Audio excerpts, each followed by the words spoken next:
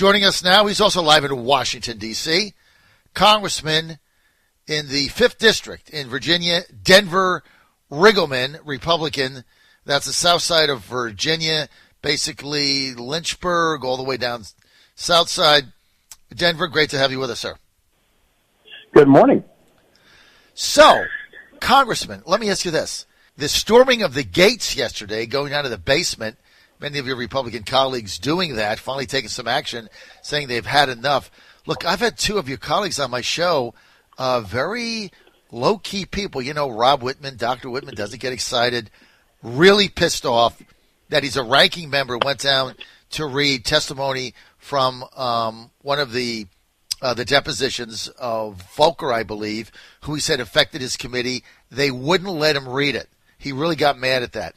Then Morgan Griffith yesterday, your colleague to the west, went ballistic and saying that this whole thing was a fraud because they can't get in, they can't see it, and it's all in secret. What say Denver Riggleman? Well, I was down there at the press conference with the whip and those individuals by the skiff, and, you know, I've gone down there and can't get in. So there's so much to this. The anger now has turned into this almost crisis of frustration because you can't believe that you're a congressman and somebody like me who's come out of the intelligence community with my clearances can't believe I'm a congressman with all these clearances representing 740,000 people. And there's been a dozen transcripts now, a dozen depositions or more. We haven't been able to read one word. Not Volker, not anyone. So there's a reason Rob is angry and Morgan is angry, is because at this point, as congressmen representing our districts, we cannot give the people the proper perspective, nor can we read the words of these individuals who are talking about these things. And we have to deal with selective leaks. We have to deal with sort of this bizarre behind-the-door process with unclassified material with no classification markings, and I can't access that. That seems incredibly un-American. And that's why you see Morgan and Rob and me and Ben Klein just can't believe. I mean, you have an intelligence officer, you have attorneys. We know what we're doing. And the other thing, too, is I think people like me or Mike Waltz out of Florida or Mark Green out of Tennessee, military, done intelligence, Green Berets, things like that, they don't want us to read these things because we can tear them apart. So I think that's the issue, is they're trying to selectively leak, trying to do this politically, trying to have this sort of kabuki theater, and I think that's what we're dealing with, and that's why you see the anger right now. So when you say kabuki theater, I mean, what is the objective here of the Democrats having these in complete secret where nobody can see them, read them, or go in? Why are they doing this, Well, they're doing it so that they can try to get way ahead of political opinion first and foremost. Also, they can stay. My belief is that they're under the guise of this impeachment inquiry. And can I tell you something, John? This isn't an inquiry. This is a majority hearing. I think we need to go ahead and call it what it is. This isn't an inquiry. This is just a majority hearing. So it's a majority hearing. We can't participate at all. So I believe they're trying to push this as a political narrative, selectively leak. And I believe right now the reason it's taking so long, how long has it been now since the first whistleblower or the IG report? I mean, so you look in August, so it's getting pretty crazy right now, and I think what they're trying to do is win this politically, not legally. Win it politically, not legally. So basically, what are they going to do? Just continue to hold these in secret? And then what happens, Denver Riggleman, is they just leak out what they want. So that goes to Politico, Washington Post, New York Times. Selective leaks. Yep, selective leaks. That is the political issue here. And that's why you see, people, and think about this. It's the Intel Committee. I'm one of the 6 committees. I don't know if you know this, John. We're one of the 6 impeachment committees, the Financial Services Committee. Mm-hmm. But we've already looked at 1 million pages were subpoenaed of banking records from Deutsche Bank and 10 other banks. And have you heard anything come out from Financial Services when that happened beforehand about the president? No, because there was nothing there. 1 million pages. I think people need to realize a lot is going on here. A lot can't be talked about, and most of that's because you have somebody like Adam Schiff who's running this investigation, and somebody who has really no credibility, has the inability to tell the truth, and is facts challenged. I mean, this guy, right. I got to tell you, one of the most least impressive members of Congress for me, one of the least impressive people, I think, to be leading an investigation like this. That's Adam Schiff. Why does Pelosi still have such confidence in him, you think? Because he's the hatchet man. He's willing to do whatever is necessary, regardless of facts or truth. It's that simple. You haven't seen our good friend the judiciary doing this lately, have you? No. I think no. So I think after Corey Lewandowski blew him up, we're having her to peep about Nadler. No, Corey blew him up, and Nadler was pushed to the side. And the other thing too, and I hope people are listening. Has anybody heard a whole lot about the Mueller report lately? No. Here we already have a proof about what sunlight does to evidence. The Mueller report became public. Mueller had to testify. Once you put sunlight on some of these things become clear. So let's put some sunlight on this, and I believe that's why they're doing it in secret. I think they learned their lessons from Mueller, and I think what they're doing is they're combining the Mueller. They've learned their lessons from Mueller, and I think they're combining that with the Kavanaugh strategy to go after the president right now. You're looking at them sort of merging strategies to be as secretive as they can up front, selectively leak, and come out with other sources. Because here's something else. I don't know if your listeners, who has heard about the second whistleblower lately? Where'd that person go? Yeah, right. That was the big rage that there was going to be all these whistleblowers. Yeah. What happened to that? Where are they at now? So it didn't exist? How about we open? I don't think it did. I think what happened is the first whistleblower had so many credibility issues because it was a secondary source that they had to go out and try to find a second one who said they were in the room. And now you have, where's he at now, or she? Where are they at? Right. And so, again, it's been weeks, John. It's been weeks. Right. Sorry, I'm going through a lot of stuff here, but this is why you see the frustration of Morgan and Rob. You see the frustration of Ben. I mean, we're just looking around going, what is happening here? You know, I'm brand new to this as far as the political side, but I'll tell you what I'm not brand new to, and that's intelligence work. Mm-hmm. And when you see what's going on here, this is just an op. This is just a majority hearing operation with selectively. So it's intel operations. That's all this is, or information operations. That's all this is. And I think people need to see it for what it is. All right, let me just ask you this. Congressman Denver Riggleman with us as the John Fredericks Radio Network, Trucking the Truth Across America. Congressman, we're here in D.C. One of the things that we're noticing is that everything except impeachment is now getting sucked out of the room, right? I mean, we can't talk about the economy. We can't talk about USMCA. We can't talk about surprise medical billing, prescription drug prices. By the way, we understand that Nancy Pelosi has a new bill on that is nothing like came out of any of the committees. It's completely different from the committee bipartisan bill. She changed it, poison-pilled it. It's awful. But go ahead, sir. So nothing is, and I want to get to that in a second, but is part of the strategy just to clamp down all of this good economic news so that every day we just get up until we go to bed, it's impeachment, impeachment, impeachment? Do you know who the number one state, and this is a great John Fredericks, if you want a good trivia question. You ready for one? Yes, sir. What is the number one Canadian trading partner, the number one state in the country, all 50 states that trades with Canada? Great question. Who? Virginia. So the USMCA is hurting Virginia as much or more than any other state in our union. Really? And, yeah, we're in the billions of dollars of trade with Canada. We build containers for them, timber, dairy, anything you can imagine. I had the Canadian ambassador in my office yesterday with the military attaché talking about that Virginia and Canada really has the closest relationship of any other state, of all 50 states. It's costing us, it's billions of dollars.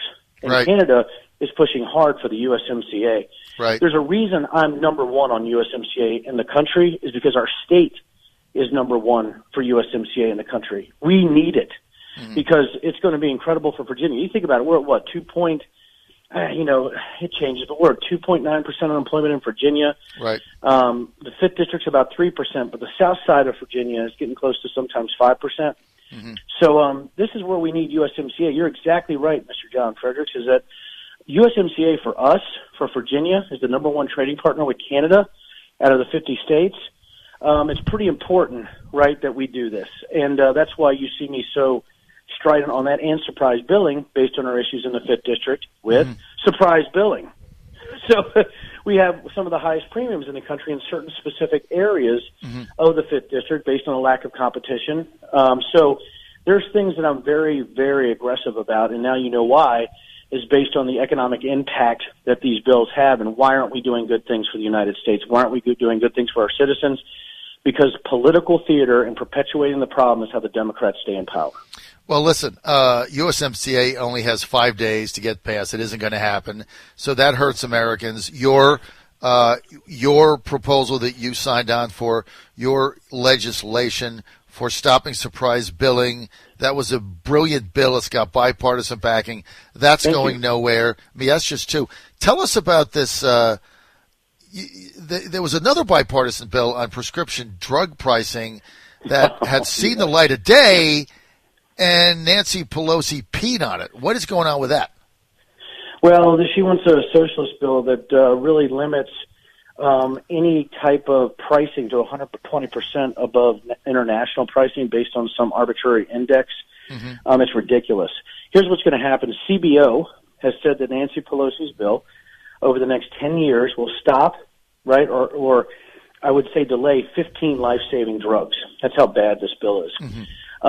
We're to a point that once we have a bipartisan bill come out of committee that's been, yelled about, screamed over, right? And nothing's perfect. And, nobody wants to know how the sausage is made, John. Right.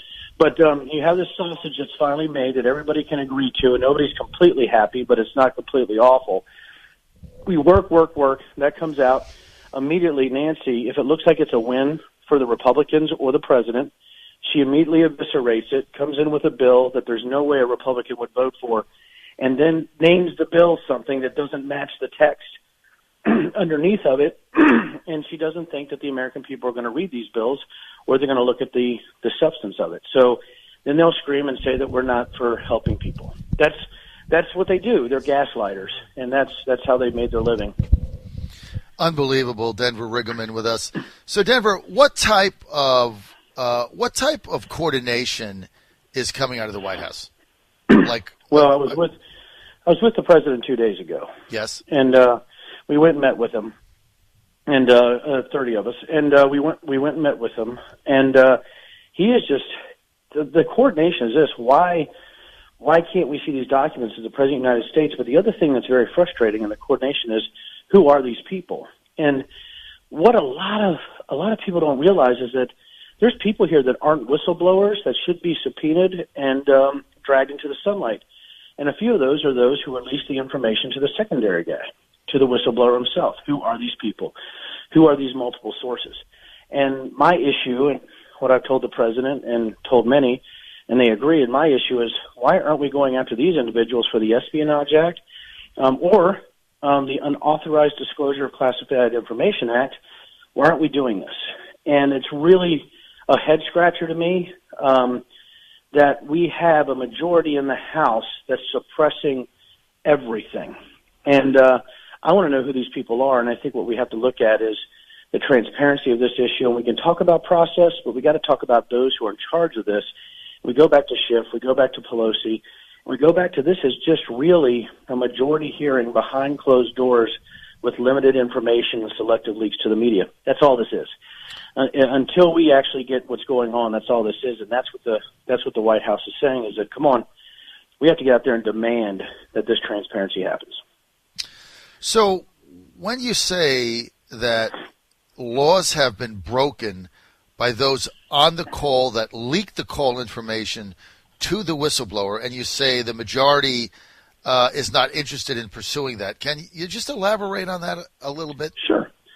So if you go, a couple things. I would hope people would go back and read the transcript, but also read the whistleblower report and read the IG report about urgent concern.